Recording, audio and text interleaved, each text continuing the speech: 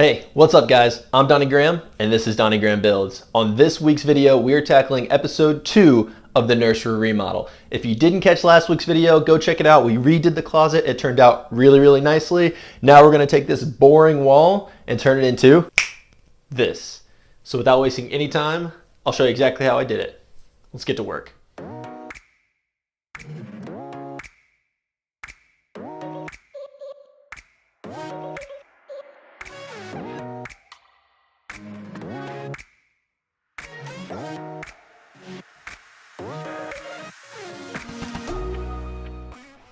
Okay, so real quickly, let's talk material choice. I'm using poplar hardwood for this. You do not need to use poplar hardwood. You can totally use 1/2 inch, MDF, pine, whatever it is that's easily available for you. We're using poplar a lot throughout the room because I love it and because there's a lumber guy right around the corner from me who's got really good pricing. I don't want to prime MDF, but if you were doing this yourself, I'd recommend just getting a 1/2 inch sheet of MDF and ripping it down to the lengths you need. That would keep it really affordable. You would just have to do the extra step of priming. I did enough on that on the closets. I don't want to do it again, so poplar's the way to go for us. Let's get to work. And right away, we're seeing a reason you might not want to use hardwood. You got to do a lot of milling to get things the dimensions that you want. This took me a lot of time. I filled up this bag 3 separate times, emptied it twice, and had so much sawdust. So if you use MDF or something that's already the right size, you can avoid this step. Now, all these measurements are entirely arbitrary. It's really what fits your space. But if you're looking for some direction, this is what I decided to do. I made every board that was going to make up the pattern a 1/2 inch thick and 1.25 inches wide. That way it wasn't too invasive and it didn't come too far off of the wall. This is a small room, so I didn't want the space to feel tight. As for the borders, I made those 2.5 inches. Again, totally arbitrary, but that fit my space pretty well. Right now you can see me making the biggest mistake on this entire project, rounding over all of the edges. We'll talk about that a little bit more later.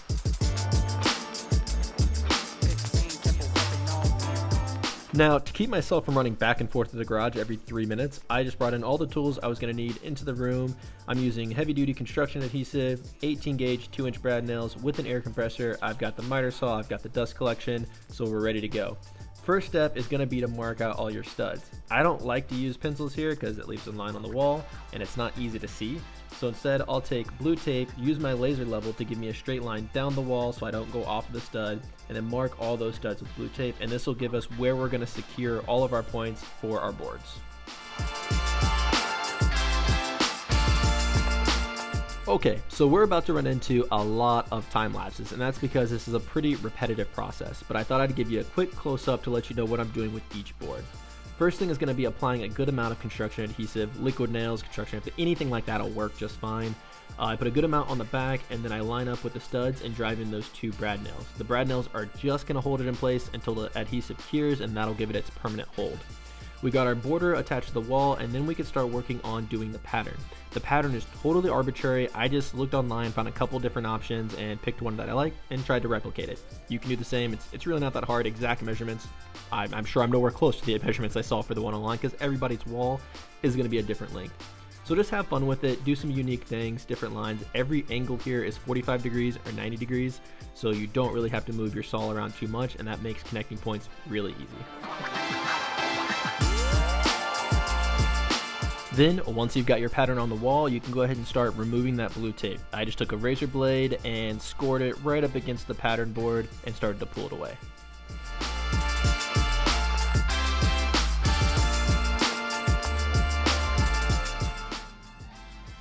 Wow, that took forever. So instead of having you watch me just take tape off the wall, let's do...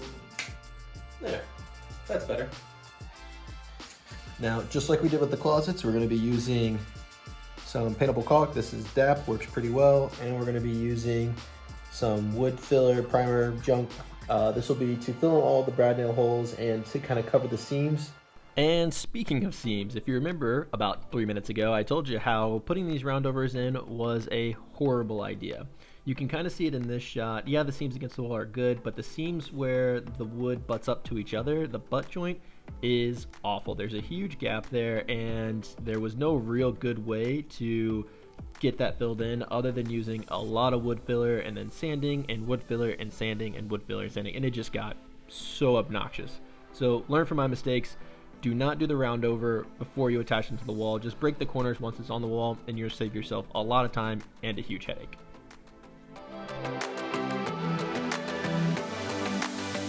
And now, while I'm getting this wall prepped for paint, this is a perfect time for a shameless plug. I am not sponsored, I just do these things because I enjoy doing them, and more importantly, I enjoy showing you guys that you can also do them. So building my subscriber base is the best way to support this passion and give you guys more content that you can learn from. So if you don't mind hitting that subscribe button, ringing that notification bell, it really helps me out, and I definitely appreciate it.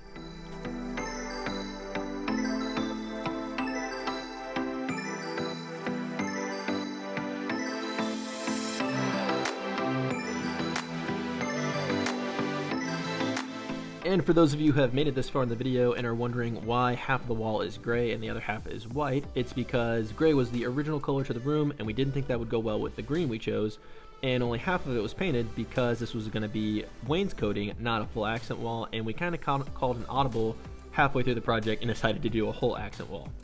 This is Sage Green by Sherwin-Williams. I'll leave a link to the color code below. My wife picks all the colors because she is way better at it. I'm awful at picking colors. But this came together really, really well. I sprayed on a total of 3 coats using my HVLP sprayer, and that just stands for high volume, low pressure. Once that was done, the trick to getting nice clean lines is removing after you finish that final coat before the paint dries, and that'll give you a really nice clean paint line. Check this out.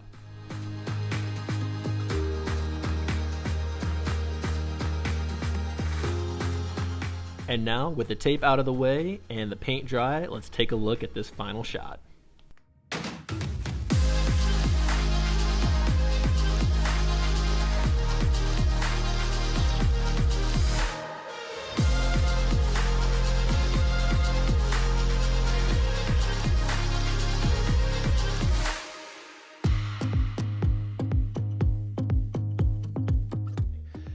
Alright guys, that's going to do it for this week's video. Thank you so much for following along. I love how this came together. It totally transforms the space.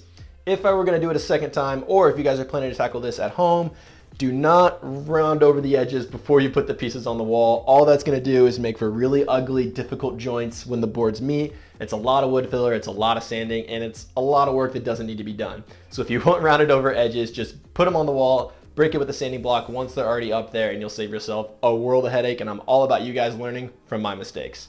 That's going to do it for episode 2 of the Nursery Remodel. Next week in episode 3, we're going to be tackling a custom barn door. If you don't want to miss that, be sure to hit the notification bell. That'll do it for this week. Like, comment, subscribe, do all the things, and we'll see you in the next one.